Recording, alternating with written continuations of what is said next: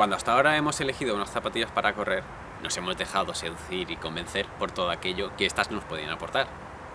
Hemos buscado en ellas un buen sistema de amortiguación, de protección, que fuesen cómodas y estables, y a ser posible que fueran bonitas. Lo cierto es que le hemos dado mucha más importancia a las características de este elemento externo que a saber o entender qué hace nuestro cuerpo con ellas, o qué haría en el caso de no llevarlas. Así que para correr, hemos pensado o nos han hecho pensar que sin las zapatillas que nos vendían íbamos a ser incapaces de hacerlo bien, y que además eran imprescindibles para no lesionarse.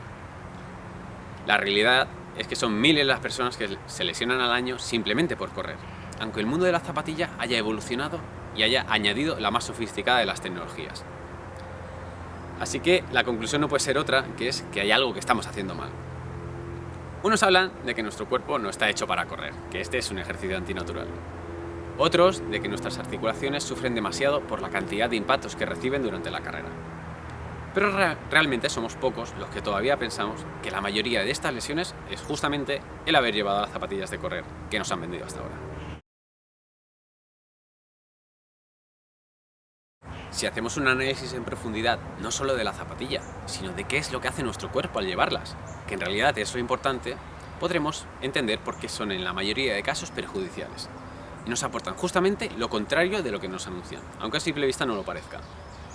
Cuando lo hagamos, veremos que nuestro cuerpo tiene más capacidad de reaccionar y de adaptarse a las circunstancias de lo que creemos, y que tan solo hay que darle la oportunidad de desarrollarse correctamente o de entrenarlo para ello. Y así, después del análisis, tendréis más capacidad de elegir libremente lo que más os conviene para correr.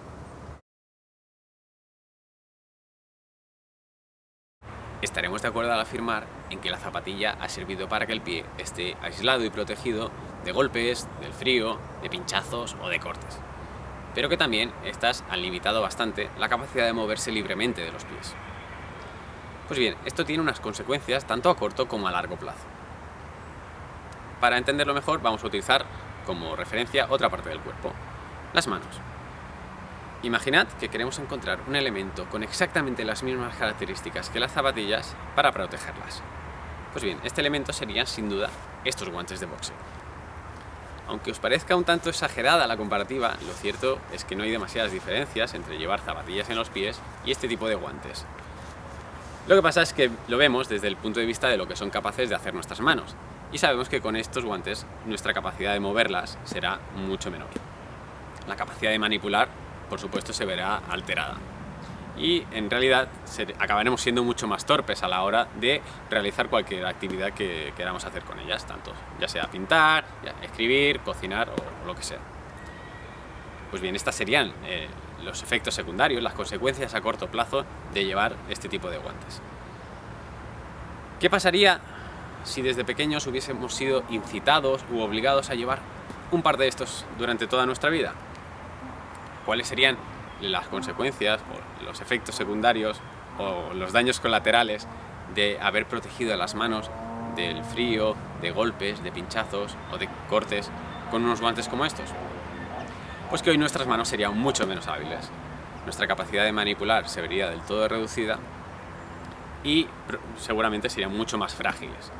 Pero estaríamos de acuerdo en que todavía estarían diseñadas para manipular y que tan solo habría que darle la oportunidad de liberarse de este tipo de guantes y de entrenarse un poco para ello.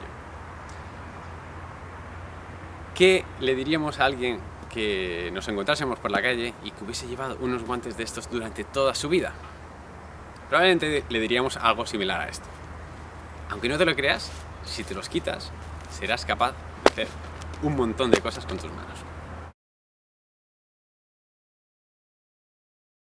Pensar que los pies no pueden ir descalzos o no están preparados para ir descalzos es exactamente igual que pensar que nuestros ojos no están preparados para ver, que nuestro estómago no está preparado para digerir o que nuestros pulmones no están preparados para respirar.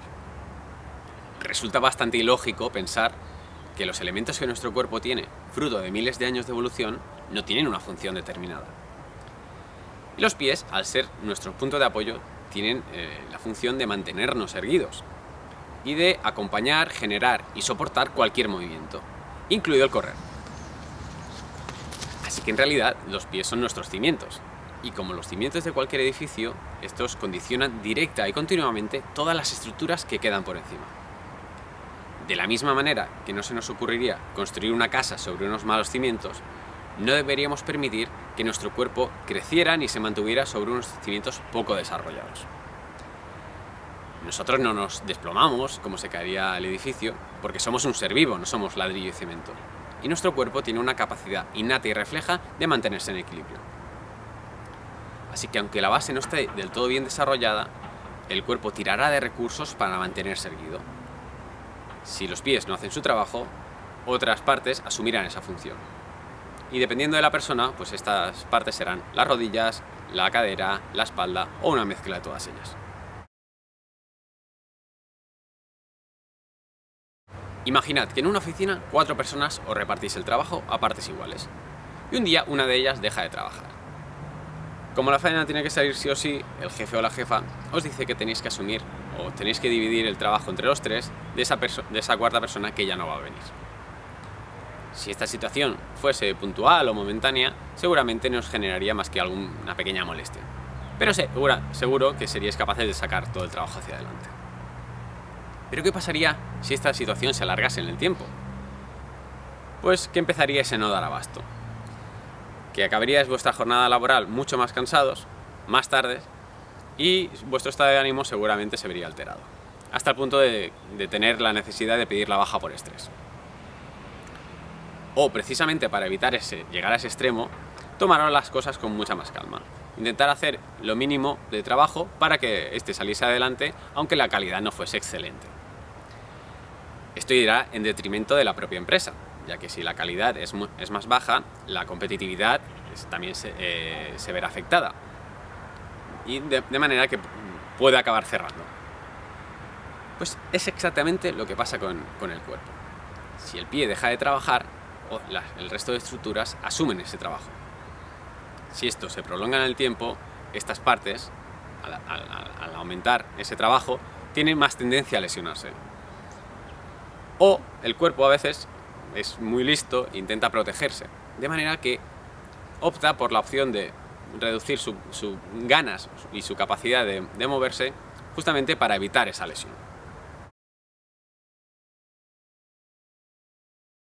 Lo normal es pensar que la zapatilla va a asumir la función del pie y que ésta no se va a repartir entre las diferentes estructuras del cuerpo. Pero esto no es bien así. ¿Por qué? Imaginemos que queremos beber agua de esta botella y para ello vestimos a nuestras manos con sus particulares zapatillas, los guantes de boxeo. Para coger ahora la botella que tengo en el bolsillo no voy a poder utilizar solo una mano, ya que no voy a poder hacer la pinza, sino que voy a necesitar de la ayuda de la otra. De manera que el gesto empieza a ser más complicado. Acabo utilizando el doble de estructuras que hubiese utilizado sin haber llevado los guantes. Para beber también será algo más complejo, ya que no voy a poder hacer un movimiento de muñeca, sino que voy a necesitar de que todo el brazo o los 2 brazos trabajen para levantar la botella y acercarla a los labios. De manera que los guantes no están asumiendo la función de las manos, sino que están molestando mucho más o están añadiendo mucho más trabajo al resto de estructuras. Vendría a ser como si en el ejemplo que hemos puesto antes, la persona que no va a trabajar o que no trabaja se quedase en la oficina sin hacer nada, pero además incordiando al resto de compañeros. Así que ¿no creéis que vale la pena que el pie trabaje de manera libre?